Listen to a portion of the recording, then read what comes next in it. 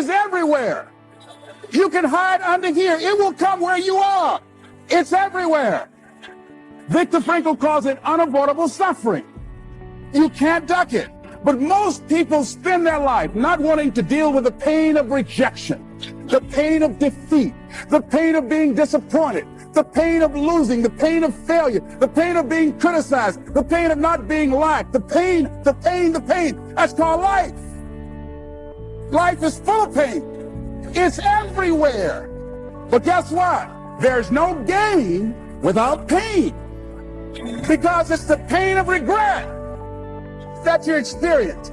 If I had it to do over again, that's a pain. Don't you know that's something? When you know, I was in a seminar once and this lady stood up. If I had my life to live over again, she talked about all of the things that she would do. And you can feel the pain of regret in her voice.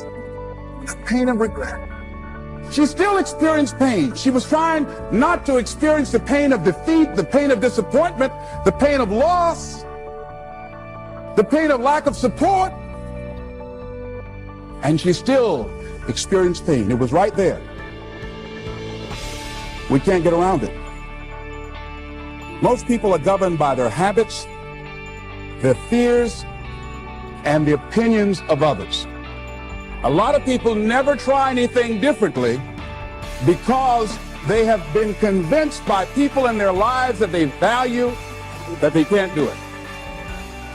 They're living within the context of the opinions that other people have of them, the low expectations. Many people doubt themselves because when they thought about doing something at some critical point in their lives, somebody they respected and honored, somebody they believed in, somebody that they loved, someone they trusted said, you can't do that. And they accepted that. He says, courage isn't for somebody else, for medals, applause, or moral debts. Courage is what at that moment feels most right for you. Not just situational ethics, but what feels right in your heart, the word of the heart, what feels right in your heart. One great philosopher says, cowards die many times before their deaths. The valiant never taste of death but once. What does that mean? The valiant people aren't afraid? No. It means that they experience that fear and they move forward. They move forward anyhow. Many people are dead now. Many people are allowing their dreams to die. Many people are allowing their ideas to lie dormant and collect dust.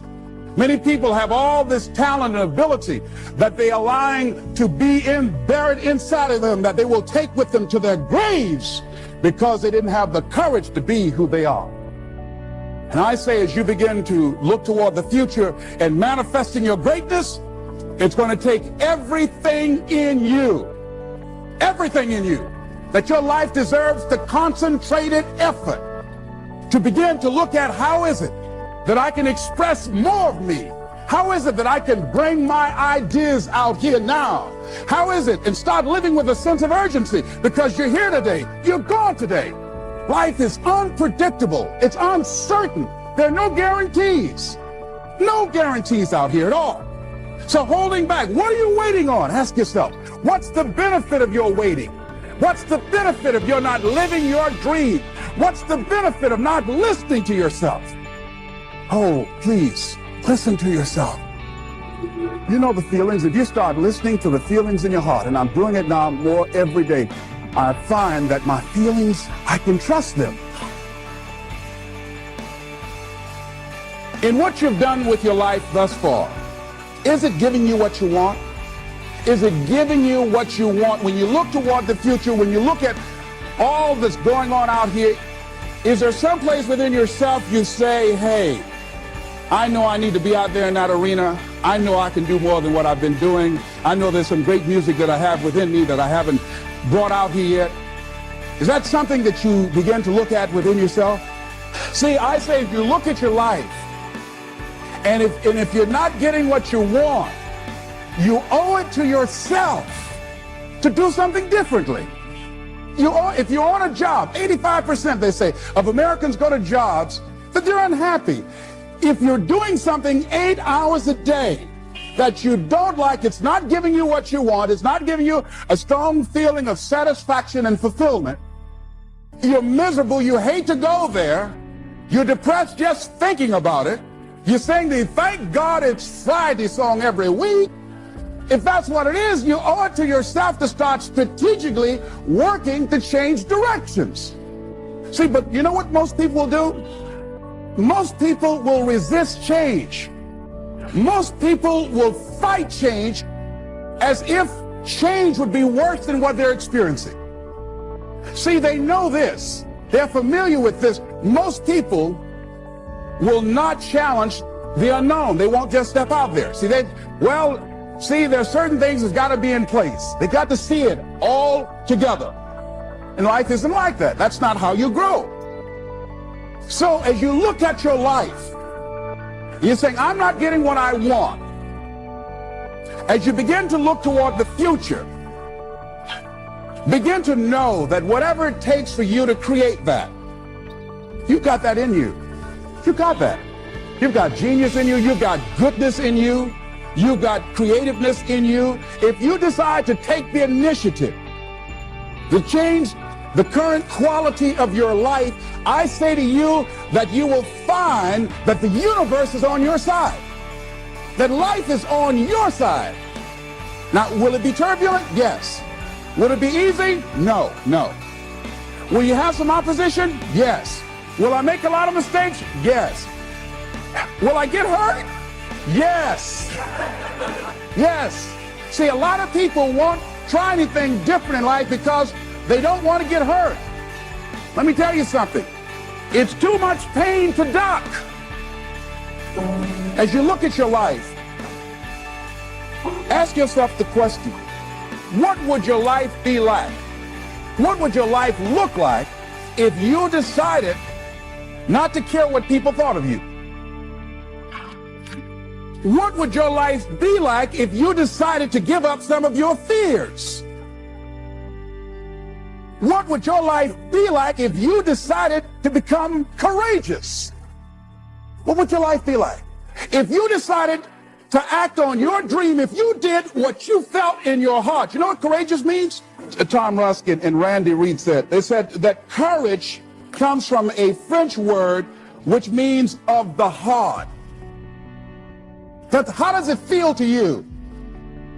He says it's courage, you know, it takes courage to live.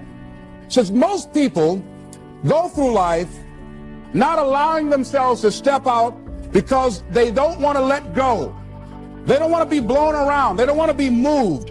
The courage to face life's whirling wind of contradictions. The courage to love yourself. The courage to love. For years, I was afraid to love. The courage to take a chance. The courage to be who you are. And I say to you that as you look toward the future, you look at life on a daily basis, if there's something that you have been given, if you've heard something within yourself that you know that what you're doing now doesn't fit for you, it doesn't work for you, it's not giving you what you want, and there's something else that you want to do, don't allow that inner doubt in you to talk you out of it, to build a case on why you can't have it, to tell you why you're not good enough. You ignore that inner voice and all of the external voices. Don't judge the possibilities for what you can do based upon the circumstances, because the circumstances won't determine who you are. Don't determine what you're able to do based upon your resources. Don't determine what's possible for you based upon where your life is right now. Where your life is right now is not you. That's just what it is right now. But the possibilities for you are unlimited. If you're in a rebuilding process, it's unlimited. If you're coming back from adversity and devastation, it's unlimited of what you can do. That's the capacity of human beings. It doesn't matter how many mistakes you've made. It doesn't matter how many flops you've had. It doesn't matter how much money you've lost. In fact, I see it only as an investment of what you learn from life, not losses, but investments of what's possible for you. And I say to you that once you start listening to yourself and as you begin to act on your dream, as you start just trying to find your way, doing what you can with what you have, you will start seeing things opening up for you. You'll start attracting people. You say, where'd they come from? Things will start coming together, clicking for you. You say, whoa. You start brainstorming. Ideas will come out of nowhere as you focus on it. The key to it is to begin to focus on what it is you want to do. Why, Les? Why is that important? Because as you focus on that which you want to do, that which we focus on, that which we give our energy to, it will begin to multiply. It will begin to expand. It will begin to develop your consciousness. And out of that comes your greatness. Out of that comes a commitment. Out of that comes a passion for life. Out of that comes a special power that you have in you that you haven't even called on yet. See, the powers that we have will never reveal themselves if we don't challenge them, if we don't put ourselves in a position where we have to use them. So one of the most important things is reading a book that's a really interesting book called Instant Millionaire, and the guy said, put yourself in a position where you can't retreat, where it's do or die, sink or swim. Here's what you'll find out. You'll develop incredible swimming skills. You'll find yourself stroking unlike you've ever seen before. Through the inspiration of desperation, you'll become more creative than ever before. So what is it? How do we handle that whole piece? Throw your whole self into it. See, most people go at it tentatively.